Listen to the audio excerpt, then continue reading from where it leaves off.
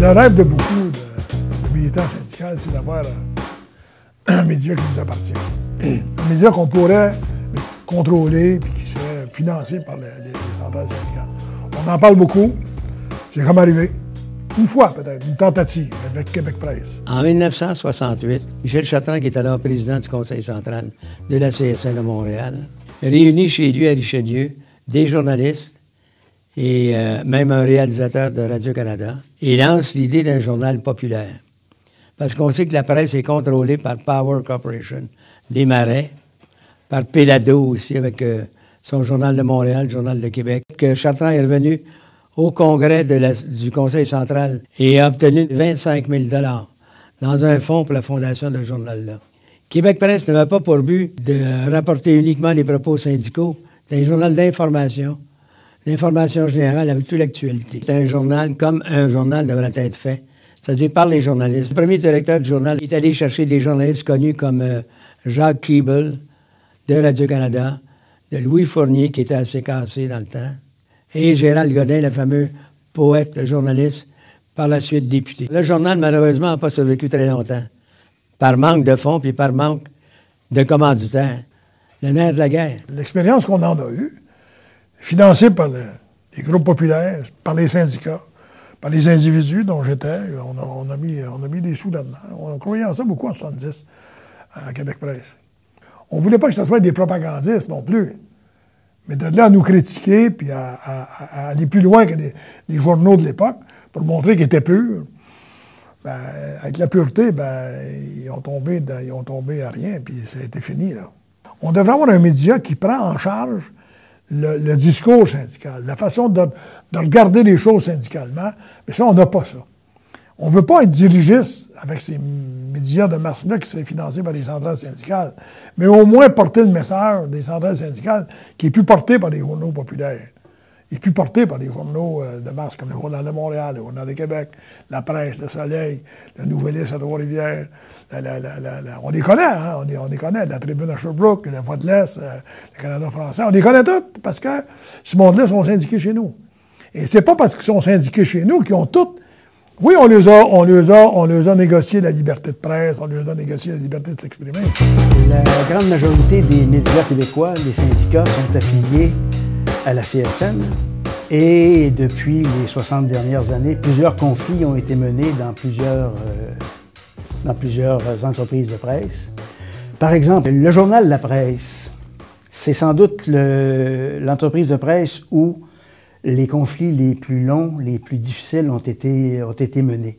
En 1957, les journalistes ont fait front commun avec les typographes qui avaient été mis en lockout par la direction du journal. Et la grande majorité des journalistes a refusé de traverser les lignes de piquetage du syndicat des typographes. En 1958, Roger Mathieu, qui est un journaliste à la presse, est élu président de la CSN, de la CTCC, qui deviendra la CSN.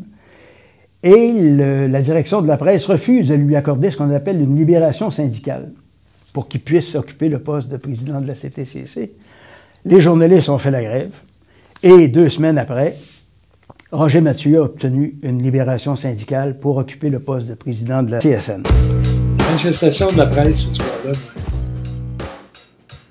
ça, j'ai eu un problème sérieux. La police a rasé tout ce qu'elle pouvait raser. Les robineux, c'était près de la place Vigier, là. Alors, les robineux, il y en a un qui avait une fracture de jambe. On l'avait entré dans les tuiles de la CSN. Et puis, Francine Lalonde s'était fait prendre de front par un coup de massue. Puis il y avait la petite, la fille qui était décédée, là, fille de Sainte-Rosalie. Et moi, j'étais là. J'étais dans la manifestation. La police m'a pas touché. Et là, la police était vraiment déchaînée. Elle était rendue sur la galerie, sur le perron de l'édifice de la CSN, de Camilla Saint-Denis. Puis là, la police voulait rentrer à l'intérieur. Et moi, je voulais un sauve-conduit pour envoyer une facture ouverte. Je voulais avoir un sauve-conduit pour l'envoyer à l'hôpital. J'avais rien à faire. La police était déchaînée. Et avec quelques militants, là, j'avais décidé que la police partirait. Oui, c'est parce que je leur avais demandé. il y en a un qui est responsable ici, là. Je veux un sauf-conduit, moi. Alors, si vous allez descendre des marches, sur le trottoir, vous êtes dans votre tour, hein. Mais des marches de l'édifice, là, c'est pas que vous, ça. Alors, je les avais bravés comme ça. En 57-58, un des conflits qui a le plus marqué la fin des années 50 et qui ont été un précurseur de la Révolution tranquille, c'est celle des réalisateurs de Radio-Canada. Les réalisateurs de Radio-Canada voulaient se donner un syndicat affilié à la CTCC-CSN. Pendant 4 mois, le gouvernement fédéral a fait comme s'il n'existait pas. Il n'y a pas eu de télévision à Radio-Canada pendant toute cette période. Et il y a un grand nombre de journalistes, de comédiens qui se sont mobilisés à ce moment-là. On pense à René Lévesque, on pense à Jean-Louis Roux, on pense à Jacques Languirand, qui ont pris fait et cause pour les réalisateurs, qui, au bout de 4 mois, finalement, ont obtenu le droit de se former un syndicat, mais on leur a refusé le droit de s'affilier à une organisation syndicale, en l'occurrence la CSN. Le journal Le Soleil à Québec n'a pas été sans connaître lui aussi des conflits importants. En 1978, entre autres, en 1994. Et très souvent, dans l'ensemble de ces conflits, c'était la question de la liberté de l'information, la question de la qualité de l'information qui était présent dans les revendications, en même temps que des revendications d'ordre économique.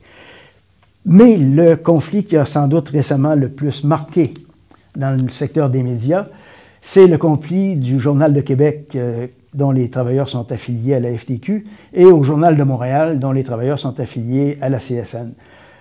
Ça a été un conflit extrêmement difficile et les travailleuses et les travailleurs ont dû faire face à un employeur personnifié par M. Pierre-Carl Péladeau qui entendait les faire reculer sur à peu près toutes les conditions d'exercice de leur travail. À l'occasion de ces conflits, les revendications des organisations syndicales ont été très claires. Il faut des changements à la loi anti-SCAB qui avait été adoptée par le gouvernement du Parti québécois en 1977, parce que la nature du travail étant très changée, la loi anti-SCAB était devenue inopérante dans les conflits au Journal de Québec et au Journal de Montréal. Une commission parlementaire avait donné raison aux syndicats, mais malheureusement, ça ne s'est jamais traduit par des changements législatifs. Mais ce qu'on constate, c'est que sur une 60aine d'années, les travailleuses et les travailleurs dans les organes d'information se sont battus tant pour la liberté de presse que pour la qualité de l'information. Et en cela, il faut leur lever le chapeau.